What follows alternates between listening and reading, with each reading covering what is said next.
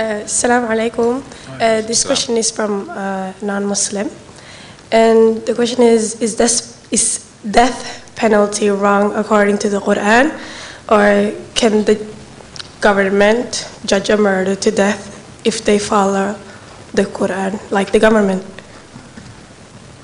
I think after my whole lecture, and I think even either my English was too complicated or someone didn't quite get the message, but when I said that you can't judge whether the religion is true or not because the religion happens to have some rules that you don't like the sound of.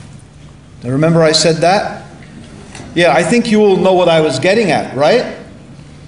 Okay, so the point is that the point I want to make here is whether Islam has the death penalty or not for a crime or not.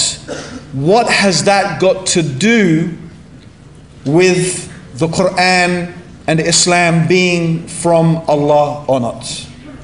Right? I don't understand the importance of the question. You see, if I said to you, and if I say to you, yes it does, or no it doesn't, what's the issue? I'm not really sure what's the point of even discussing it. Because from the point of view of a Muslim, if you are a Muslim, then you believe that the Qur'an is from God, and that whatever God says is from His knowledge. Yes?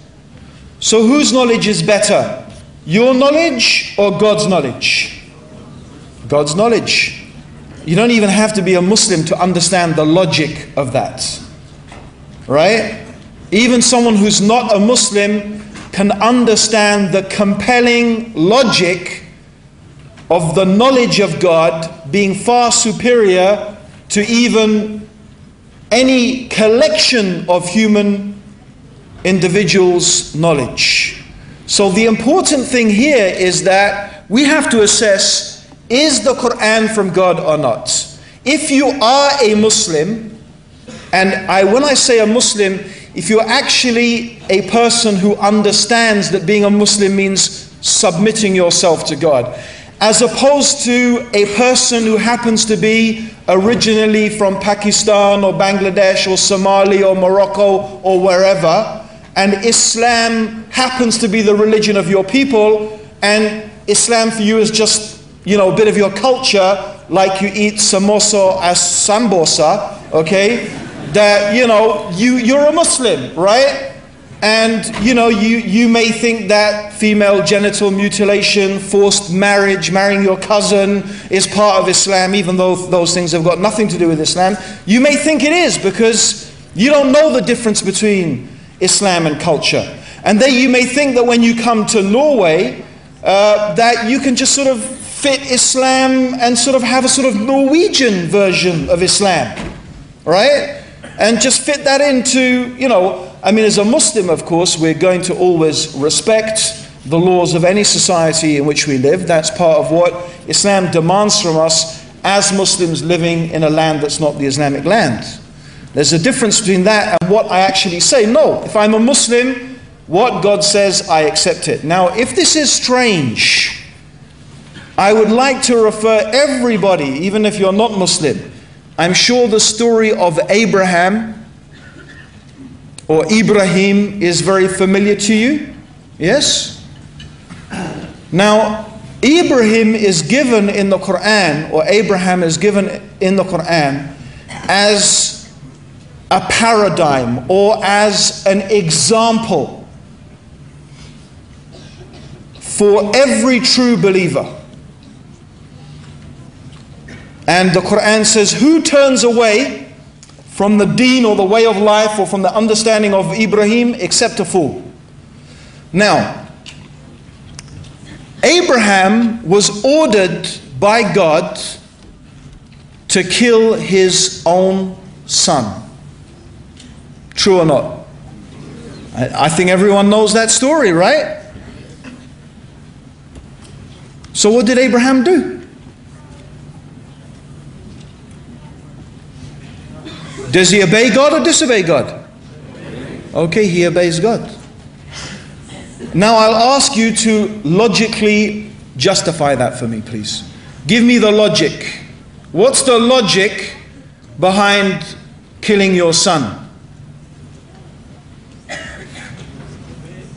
Huh?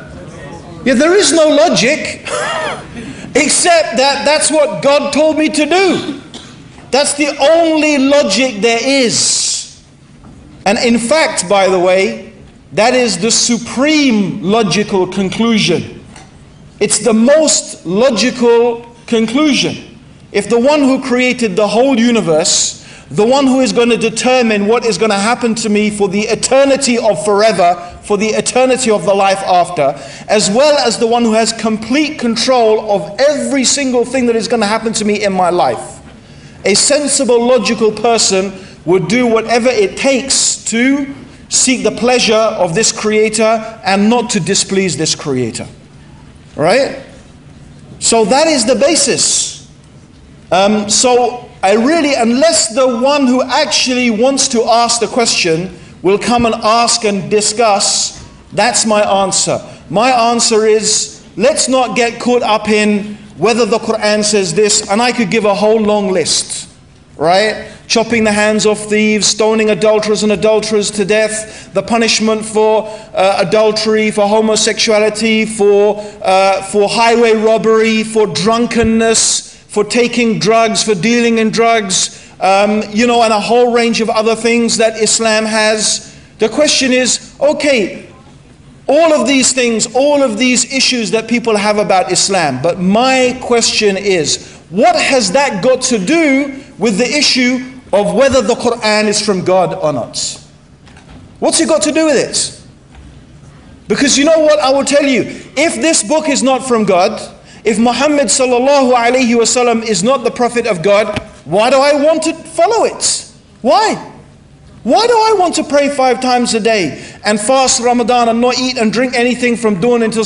I mean, there may be some, I'm sure there are lots of good reasons why it might be a good discipline, right? But why? Why do I want to not have fun and enjoy my life and have as many girlfriends as I like and, you know, just have 4 wives instead of hundreds of girlfriends? Oops, okay? And... or just have one wife because I'm afraid I might do injustice. Why would I want to restrict myself in my life? Amazingly, they accuse us, but who has an unrestricted life? Who can do anything they like? Drink and fornicate and whatever. Why? For what? What? Just because I don't know. It's my culture. It's not my culture. It's not my culture.